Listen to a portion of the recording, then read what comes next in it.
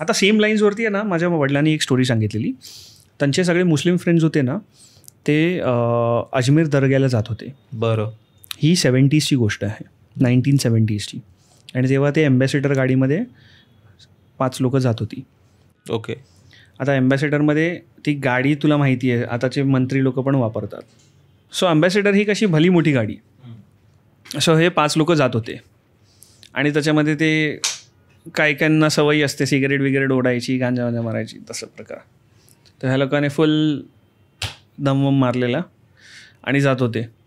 आता राजस्थानचे जे रस्ते आहेत ना, एका पॉईंटनंतर ते सगळे एकसारखेच वाटतात. हो, आतले रस्ते जे आहेत ॲटलिस्ट आत्ता पण मी ठामपणे सांगू शकतो काय काय असे एरियाज आहेत ना जिकडे तुला दोन्ही साईडला घरं काहीच दिसणार नाही.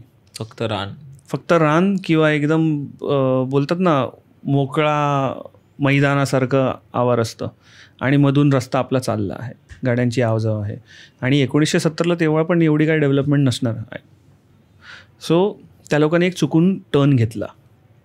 आता टर्न घेतला ना, तर सलीम अंकल जे गाडी चालवत होते ना,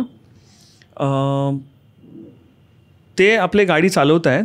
त्याच्या बाजूला एक याकूब अंकल होते आणि पाठी त्या तिघांची नावं मला माहीत नाही.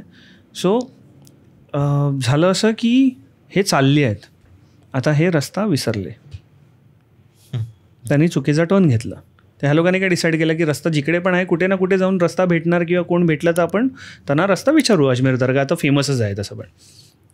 सो झालं कसं की हे लोक जेव्हा निघाली ना, तर त्यांना रस्त्यामध्ये कडेला एक अर्धा जळलेला माणूस उभा दिसला. बापरे. आजूबाजूला काहीच नाही, फक्त आय थिंक काहीतरी त्यांनी एक स्ट्रक्चर बघितला.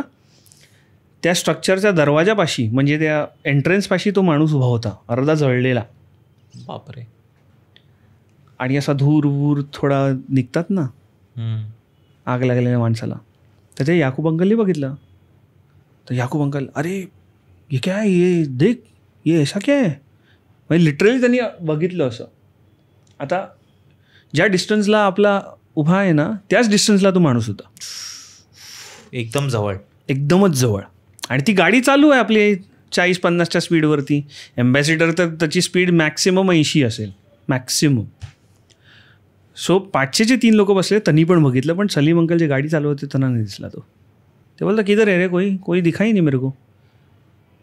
मग हाना सगळ्यात मोठा शॉक कधी लागला माहिती आहे, ते कॉन्स्टंटली पाठी बघितलं ना त्यांनी. मग अरे वो क्या, म्हणजे आपण बोलतो ना अरे वो देख ना पीछे, आपण डोकं बाहेर काढून वो क्या पीछे, तर त्याला माणूस गायब. तो बोला पता नहीं रे, कुछ तो रहेगा, पर एकदम अजीब देखा रे मैंने. मी काहीतरी विचित्र बघितलं, आधा जला हुआ आदमी था वो. सलीम अंकल, कुछ रे, चुप बैठ, कुछ भी मत बोल, ऐसा आधा जला हुआ आदमी, पागल है क्या. आणि जशी पाठून आवाज आला, भाई वो आदमी देखो ना, तर लिटरली सलीम अंकल गाडी चालवत आहेत. सलीम अंकल 40-45च्या स्पीडवरती असतील, त्याच्या बाजूला तो माणूस चालतो आहे त्या गाडीच्या. आणि ते याकूब अंकलनी असं बघितलं ना, अरे सलीम वो देख, तेरे बगल में देख. सलीम बोल, अरे कोई नहीं आहे पर, तू गाडी भगा. मग त्यांनी गाडीचा स्पीड वाढवली. स्पीड मॅच करतोय तो, आणि तो सरळ सुसाट रस्ता आहे. अरे वो अभी भी अपने गाड़ी के बगल में ही है, दौड़ रहा है, ये कैसा है. और उसका चेहरा देख, आधा सड़ा आधा जला हुआ चेहरा है वो. और भागा गाडी. मग त्यांनी अजून जेवढी 70-75ला टेकवली त्यांनी गाडी आणि पळवली सुसाट. मी जसा गेल्या वेळी पण बोललेलो ना की एक त्यांची एक हद्द असते, प्रत्येक जे एंटिटीज असतात त्यांची हद्द असते. ती त्याची हद्द संपली ना, त्यांनी मग पाठला करणं बंद केलं. आणि मग ते एकदम सगळे जणी ते दृश्य बघितलं. पाठी जे 3 माणसं बसलेली, याकूब अंकलनी जे बघितलं त्यांना घाम फुटला अक्षरशः. मग त्यांना एक ढाबा दिसला आणि ते ढाब्याला त्यांनी गाडी थांबवली. आणि सलीम अंकल बोलायला लागले, तुम लोग क्या पागल वागल हो क्या, इतना गाड़ी भगाया, मेरे को तो कोई नहीं दिखा. अरे तो आपसात भांडायला लागले. तो हम लोग क्या पागल है क्या चारों, हम लोगों ने देखा, अरे वो आदमी को दिखा नहीं तूने, वो तो नसीब है कि तू तेरे को दिखा नहीं करके, वरना तू तो किधर गाडी डाल देता करके. मग त्यांची ही चालू होती. आता ऑर्डर घ्यायला ते येतात ना माणसं की सर क्या चाहिए आपको, तर त्यांनी त्यांचं कॉन्व्हर्सेशन ऐकलं. तो बोलतो क्या हुआ भाई आप लोगों को, मतलब कुछ दिखा क्या? तो बोलते अरे हाँ हम लोग ऐसे ऐसा जा रहे थे ना, तो एक वो आधा जला हुआ आदमी दिखा और वो हमारी गाड़ी के साथ दौड़ रहा था, फिर अचानक किधर गायब हो गया पता नहीं. अच्छा, मतलब वो आप लोगों को भी दिखा? अरे वो कैसा है ना, वो ये रास्ते से आपको किसने बोला आने के लिए, ये रास्ते से शाम ढलने के बाद आहे ना, दिन ढलने के बाद कोई नहीं आता, कोण नाही येत सूर्यास्तानंतर. तर त्याने विचारलं की असं का? नाही, इधर जो ये आहे ना शमशान आहे, पर इधर कसं आहे ना, आता प्रत्येक स्मशानामध्ये कोणतरी केअरटेकर असतो जो वड्या जाळतो, ते त्याची ड्युटी असते, लाकडं प्रोव्हाइड करणं, जाळणं वळणं हे ते.